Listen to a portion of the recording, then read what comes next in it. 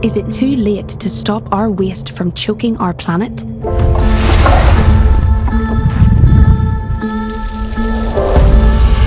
These people don't think so.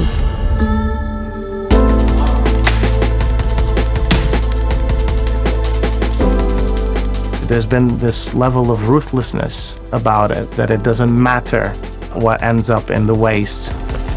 It's a huge environmental problem. Land, soil, water, labor, and capital also get wasted. We are in a crisis, make no doubt about it. These are the 2023 Earthshot Prize finalists, giving Earth their best shot to build a waste-free world.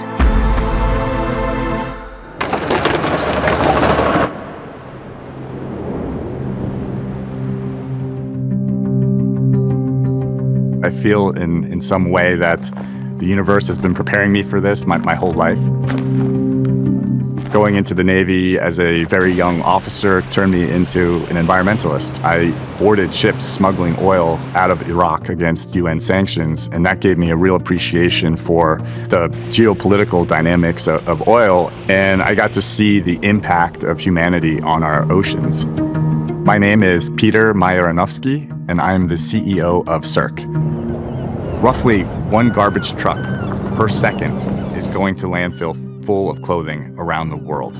We're producing over 100 million tons of new clothing every year. The impact of this industry on the planet is massive. It's roughly 8 to 10% of annual greenhouse gas emission. That's more than aviation and marine combined. Less than 1% of clothing today is recycled back into clothing. And the main challenge is because of polycotton blends. Synthetics, plastics that are purposely engineered and blended with cotton. It's very difficult to recycle. You also have problems with water usage for growing cotton, for dyeing clothing, the pollution that goes into waterways from plastics, from dyes. We need a solution to get it back into circulation so we can stop extracting natural resources from nature.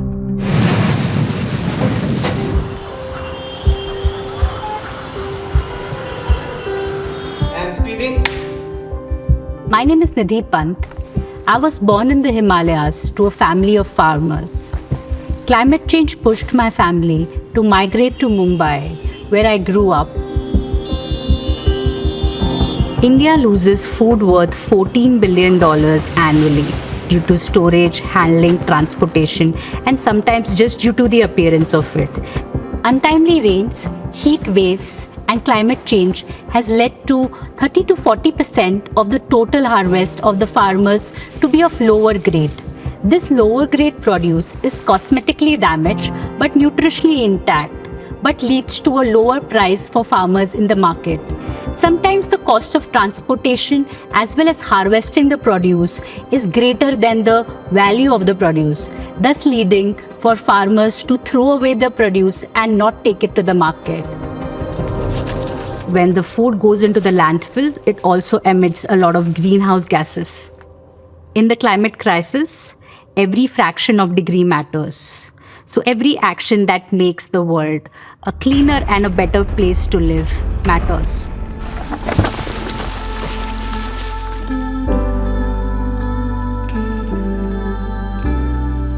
So in the beginning, friends and family were kind of like, fashion, really? You working in fashion? Or if you could introduce yourself and tell us what you do. Hi, my name is Oyer Coney and I'm CEO for Colorifics.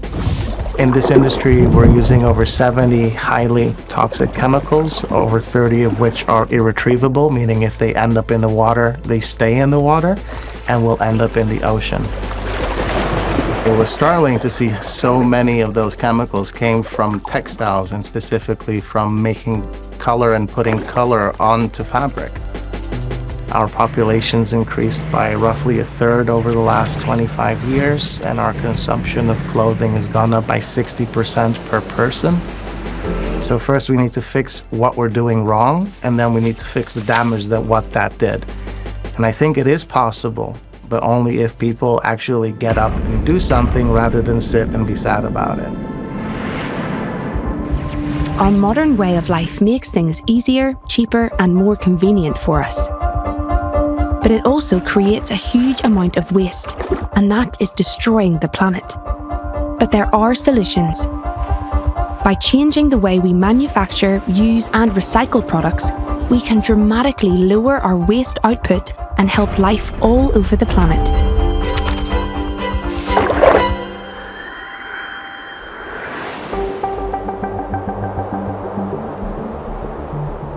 Clothing is a very personal thing. It's how you express yourself. It's the front cover of your book. And so if you're wearing clothing and it doesn't match your values, that's a problem. I'm the CEO of Cirque. We're aiming to solve the massive waste issue that clothing and fashion and textiles is generating today. Cirque's developed a solution that can recycle textiles. Specifically, we can reverse engineer them to their building blocks so they can be remade into new clothing over and over. Cirque can take that mountain of material that's currently going to landfill or incineration and run it through our process.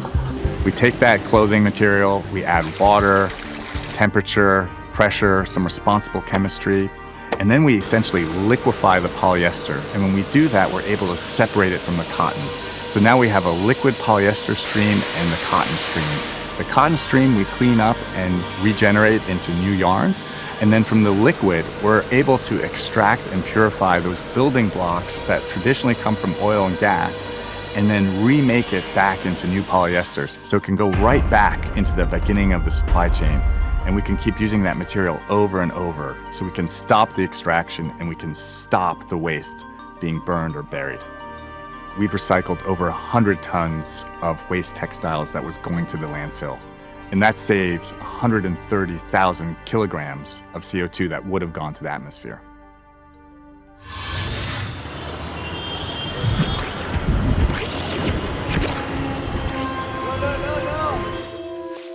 What inspired us to start S4S was when we saw how big the problem of food wastage was for smallholder farmers and how it was pushing them to be in poverty. S4S stands for Science for Society.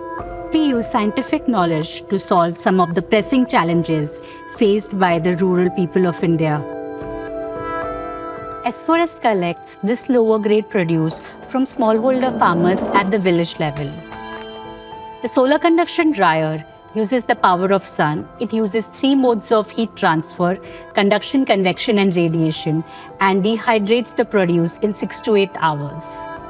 The solar conduction dryer can handle wide variety of material starting from fruits and vegetables, spices, pulses and grains, tea, coffee, milk, as well as meat produce. The solar conduction dryer helps remove the moisture from the food produce, extending the shelf life to 12 months. S4S prevents food from getting wasted at the source. We do quality control and make it fit for the use of the customer and dispatch it in bulk to various food and beverage industry customers. S4S works with 2,000 women entrepreneurs in 6 states of India. They take a loan from the bank and buy the patented technology of S4S.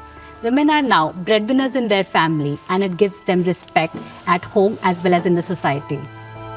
Annually, S4S prevents more than 60,000 tons of food from getting wasted and more than 300,000 tons of CO2 from entering the environment.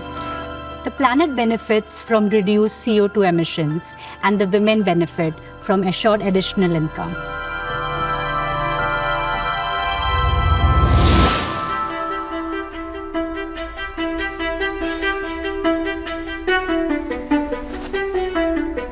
Ever since an early age, probably around 15, I knew that DNA and understanding nature's language was the thing for me. How one set of instructions can do so many different things.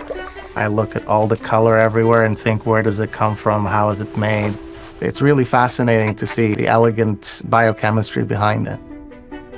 Colorifics helps to build a waste-free world by changing dyeing from a chemical-intensive, water-intensive, and energy-intensive process to something that's biological and that takes place in a way that's very natural. Colorifics are using cutting-edge technology to change the way we dye our fabrics. By finding colors in nature, They add them to microbes, which in turn produce pigments in a much more sustainable, much less polluting way than traditional dyeing methods. It's grown in a fermenter, much like the process of making beer, but instead of the alcohol, you're making pigment. Once it's making that color, it will divide and replicate itself every 20 minutes, so long as it has water, sugar, and nutrients, and keep producing that same color. So by using these engineered microorganisms, we get to dye at body temperature using less water.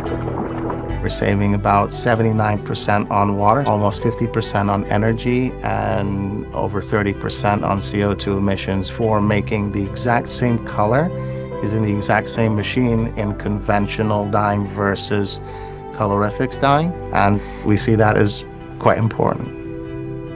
Even if you have the solutions, if we don't put them in place in time, it's going to be over before we can start. And so it's really urgent that this and other technologies like it come to the forefront and get used and get support.